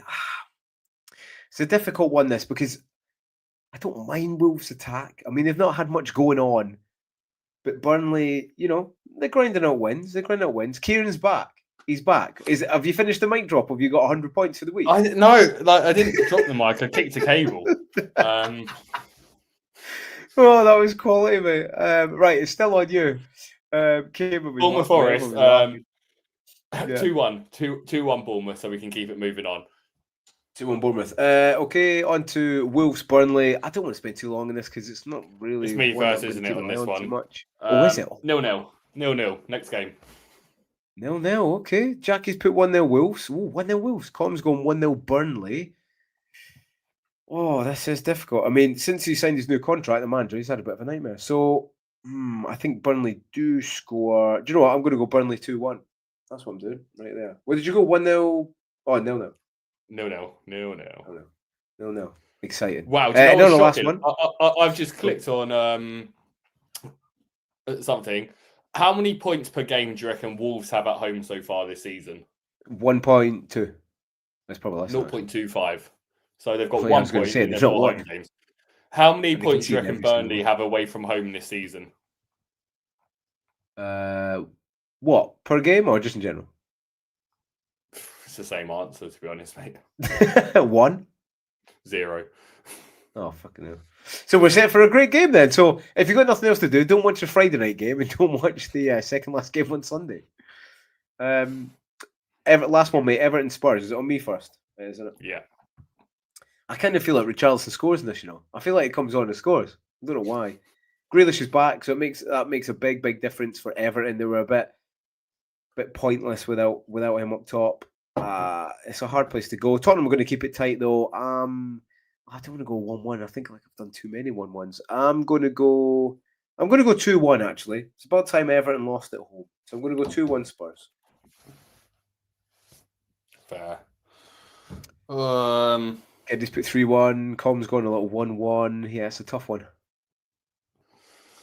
Spurs are decent, aren't they? Spurs are decent. Yeah, they are leaking a little bit, though. They are leaking a bit. They were shocking. Thomas Thornton, how are you doing? This is, I'm sure, Thomas. James. Sorry, mate. I'm pretty sure it was Thomas that was doing the predictions the other day. Thomas, put in the chat. I'm pretty sure the other day you said Mateta hat-trick. I think he did. Sorry, it's gone 3-1. Sorry, Kieran, what are you saying now? Like the Spurs game yesterday, I feel sorry for Planet FPL James, who travelled all the way over to watch like that nonsense. Vicario made 9 saves. 9 saves. Mental. I think this is just a 1-1 draw. Yeah, just a 1-1 draw. 1-1. Hey, Thomas did say Mateta hat-trick, mate. He did. He says Did he on here also he's the say, guru. though, that João Pedro would score 5? Like, just to balance. Yeah, don't worry about that. Don't worry about it. He got that one right. Don't worry about that one. Focus on the Mateta one. He's like you, Shane. He's like you and my broken clock. Twice a day, he'll be right. Hey, 2 out of 10. I'll take 2 out of 10, mate. 2-8. Unlike the Meatloaf song, 2 out of 3 ain't bad. Right, that's the predictions done. I thought you were going to say that you're a bat out of hell, or you give love a bad name. Well, hey, we'll see what this game week brings up, but maybe. Right, on to your team first, mate. Talk to me. Talk to me about Mate, game of course week. it's mine. Look at how many players are just at the back in that game. Look, there's a couple of dilemmas on this one. When I say a couple, it's like, do I start Mukiele or do I start Gui? Probably might start Gui, but I expect Mukiele could get his DEFCON there. Like, Mukiele's got his 4-point floor in this Chelsea game. Maybe 3, because if Chelsea scores 3 goals. But it feels like he's got like a 4-point floor. Lacroix feels sensible against Arsenal, but again, not if they're conceding 3. Yeah. So maybe I bring in Guru for Lacroix. I don't know. The one thing that is certain is those 5 midfielders are all playing in Saka, Eze, Gakpo, Semenyo, and Bruno. Haaland's going to be my captain again. Senesi and Gabriel are definitely playing. And I think I'm probably starting Dubravka over Petrovic this week, which I imagine you'd be the same given that you expect Forest to win. I'd be surprised if you then back Petrovic. So, yeah, like nothing special in this one. I'm rolling because I don't know what to do. I've got a couple of moves in mind for next week. I'm at a difficult stage, though, Shane, to be honest, because I've been playing around on Peter's FPL team app to try and plan ahead. Plan ahead for, game week 12 onwards. How do I get my Liverpool players in? Yeah. It's going to be quite easy. I'll have loads of transfers. But I'm then going, right, when am I going to play my bench boost? When am I going to use my wild card? And my problem is, I'm finding myself in a position where I'm going to have 4 transfers that I need to use before we get the 5 AFCON transfers, which will enable me to play my bench boost. But I'll then like my team until like game week 19, and I can't play my wild card in game week 19. So I'm getting into this tricky position where I need to find times to use my wild card and bench boost at some point, but without being too much of a dick. I like my team at the moment that I don't need to wild card it. So but I'm doing all right.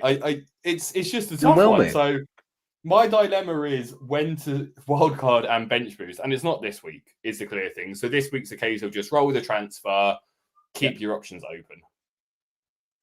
Yeah, no, I mean it's a good looking team, mate. What about when you use? I mean, he's on your bench anyway. You're not going to use him. You don't want to move Phil Krug out? Is he going to? Oh, he's probably not going to drop in value, is he? But for who? Like, no, he keeps dropping, mate. He's worth like I could switch him out for Kroupy Jr. and maybe bench boost this week. To be honest with you, no, I can't do that because I've already got triple Bournemouth. Yeah, I don't. So I think you know what? It's a conversation. People. I mean, after I got bench boost, I'm trying to find the team. I need to get a few transfers and find when the time's right-ish. I think a lot of people this year have forced it. I really do. Like, they could have got better fixtures. And I know. Mate, I should have just done it game week 1. I would have got my Semenyo haul if I did it game week 1. I think it. I know, but it's like it's bias of what happened. But I do think like you should give it a few game weeks, like maybe like six onwards or 4 onwards or something like that. But I think I'm going to do it when the time's right a little bit. I've got to make a few transfers to get them in. And I think I'll go for it then. I'm not going to force it. I've seen some people, they had like the Burnley keeper against someone rubbish and they got like 1 point. At least give your bench a chance. Do you know what? Here's a thought, actually, Kieran. Why don't we sacrifice one of our players on the bench? So why don't we have 2 non-players for the sake of having 3 better players instead of 4 overall players? I was thinking this the other day. Especially if they have a bigger haul. Why does nobody do that? What do you mean, like? So obviously you're going to have some cheap players in there, but why don't you have like 2? Like all right, Mark Guay, like almost a non-player for a bigger player. You know what I mean? That you think's I agree with that. Like I heard interesting. I was watching like a scout video earlier, and Az is on there, and he not played his bench boost yet. And someone suggested on the show, like, aren't you tempted to make this -4 move to bring this player in because his floor's 3 points? Which to me sounds mental, right? Why would you take a -4 to bench boost someone for 3 points? You've lost the point there, right? Which that kind of goes with your argument where I could bench boost this team and just accept that Fulkrug's getting no points. But if I expect Munoz, Gui, and Petrovic all to return, I don't. By the way, I don't expect Munoz to. Like if I had a different option than Munoz this week, then it'd be maybe tempting. But again, like I'm probably going to end up with Lacroix and Munoz on my bench. So yeah, I agree with you in elements. Again, I think it's one of those chips where one thing I don't want to do is make transfers for the bench boost unless it's around the AFCON transfers or unless I find myself with like this wild card and shitloads of transfers in hand. And then I might be doing it. But anyway, look, let's just skip on to your team, mate. Yeah, no, we've gone through the best team. Let's go to Shane's team now. I don't mind the team. I'm kind of in a consolidation phase just now. I need to get some more transfers back. I kind of like the look at the team this weekend. Again, I think I might change and put Vicario in there instead of Petrovic. I don't know about playing the double, Bournemouth defence against Forest. But again, he might want to sit in and just get points on the board. So I'm not sure. Gabriel Senesi, Petrovic, don't mind that. Porro, yeah, he's becoming a bit of an issue. I've thought about maybe playing Munoz. I might play him because Arsenal might concede one and he might be involved. Apart from that, it's not the worst back line. Midfield's a bit better. Saka, Gakpo, Gordon, Eze, they go nowhere. Happy I've got them in the team. Excited to see how they perform this weekend.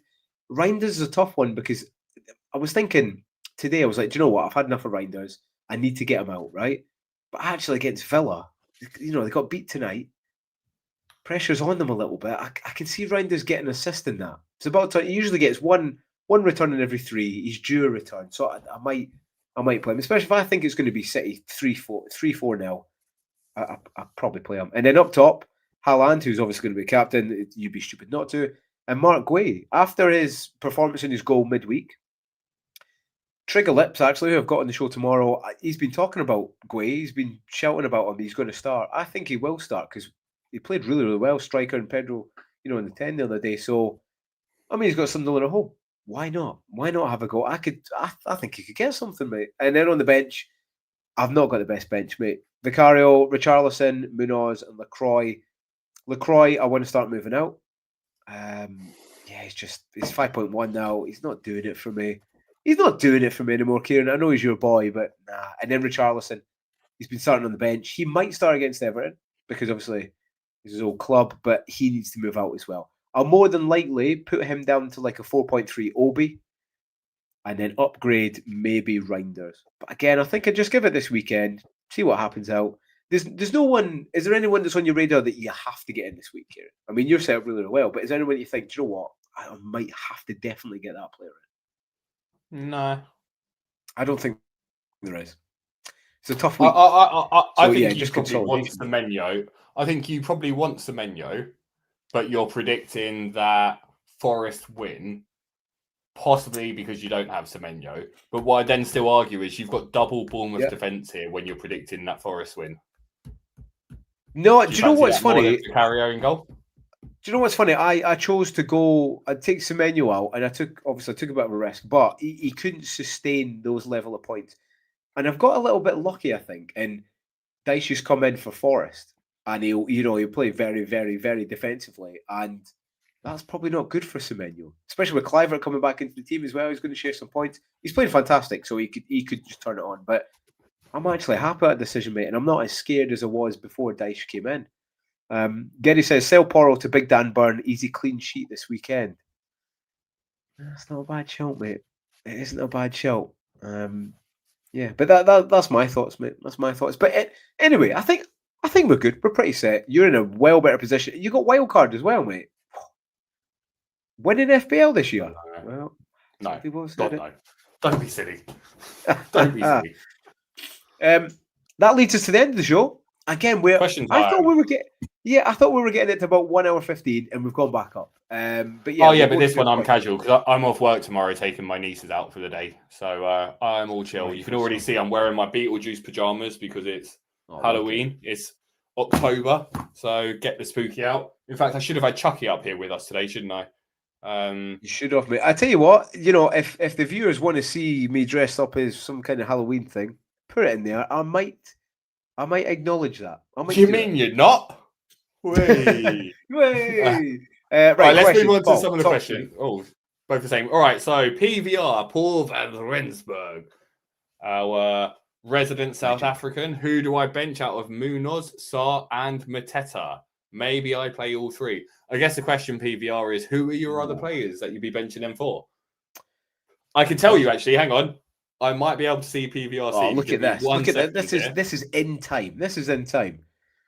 Well, no, this is just the level that we have here for all of our people. We have all of your teams saved. I did say, Kieran, I've been leveling up. Look at the graphics, mate. Do you know what I mean? We're in circles now. I've been leveling up the show. So you have a little gander at that. I'll just say, Sandri, hi, 2 free transfers. Any suggestions? Again, depends who you've got, Sandri, mate. If you put your team in there, of a wee gander. I mean, if you've not got someone like, I think Saka could have a big week. I actually think Gordon could have a big week. Obviously, if you've not got Haaland, definitely get him in. I think everyone's got Haaland anyway. And Gabriel is just ripping it up just now. Have you got Paul's team? Yep, I will do in 2 seconds. I realised that the easiest way to find it would be to go into this. So Sanchez and Dubravka, so it won't be for either of those because they're goalies. So we've got Virgil, Senesi, Munoz, Rodon, and Anderson. So Anderson obviously being injured, he's already one of the benches. Caicedo, Rudolph, Sarr, Salah, and Semenyo. And then Gui, Mateta, Haaland. So, yeah, look, arguments to start Rodon over one of your Palace players and Gui over another. And then I'd say just pick your favourite Palace asset out of how you see this game go in PVR would be my thoughts. Yeah, I definitely wouldn't play. I wouldn't play a triple Palace. I don't think it's going to end well. But hey, what do I know? I didn't get a 100-point week like Kieran. Okay, podcast. He said, lads, quick question for you. I'm on wild card. Nightmare wants me to go 4 at the back, 4 or 5 at the back. Thoughts, Kieran? I'll let you take this one, mate, because you've been a big advocate of 4 or 5 at the back, mate. Absolutely, like just do it. Like, and when I say 4 or 5, you can have one of those 4 or 5s being, even 2 of them being 4.0s, right? Because these 4.0s are still good value, whether it's a Mukiele, whether it's a Rodon, etc. You can do that, but then play them would be the key point. Don't just then keep resorting to 3 at the back. I genuinely think 4-4-2, 5-3-2, 5-4-1 are the best formations this season. Which is a shame because I do prefer 3-4-3 when I'm playing fantasy games, but the rules have changed. So I think, I'd be surprised if there's many games where I personally am not playing at least 4 defenders. Well, there you go. It'd be good to see what wildcard he's on. Actually, I had a wee gander earlier, but we'll have a wee gander. I heard you ask him earlier what's review told him to do. Listen, hey, everyone plays the game differently, but yeah, he does seem to go, and I think he'll agree as well that whatever review says to do. I say he uses it as a strong starting point, and then he uses his show as a good ability to debate it with people and have them put some doubts in his mind. Good balance.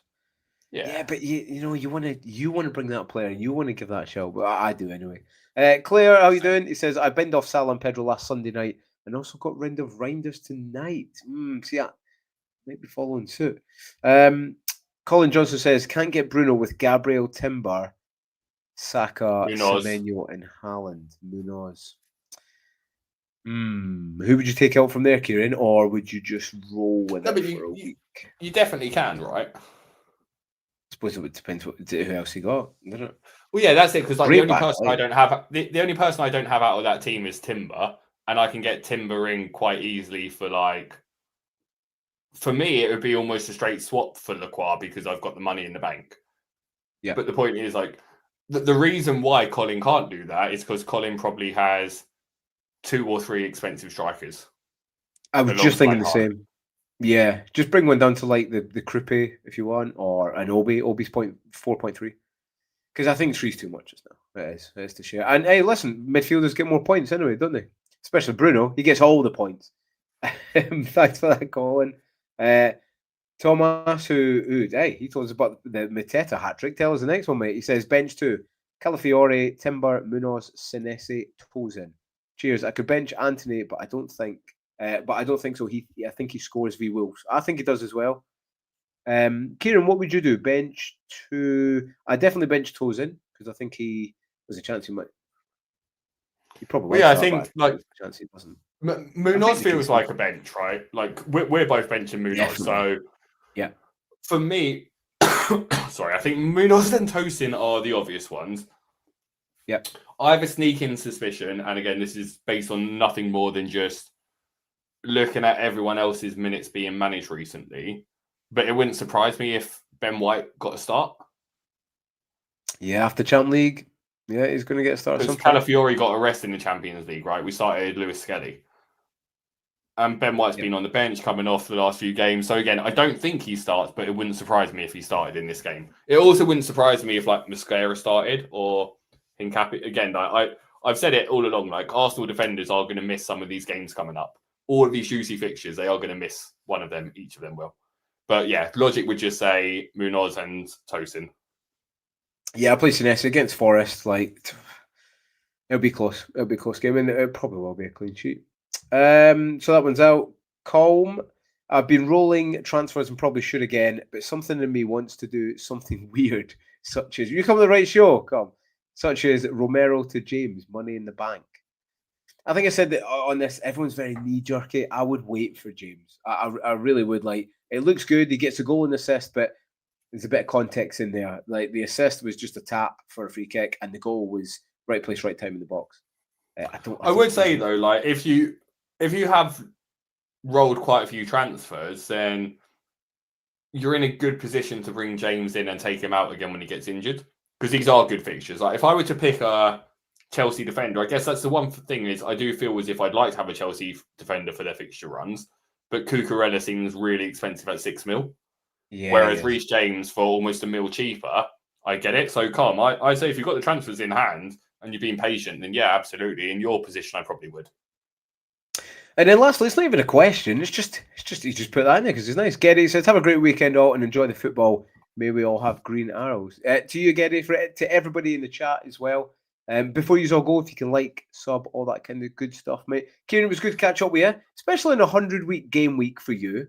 Hopefully it's the same again next 104. weekend. 104. Sorry, 104. Oh, God, get it right. God. 43,143rd in the world. Not like I've remembered it 66 points ahead of Shane, but who's counting?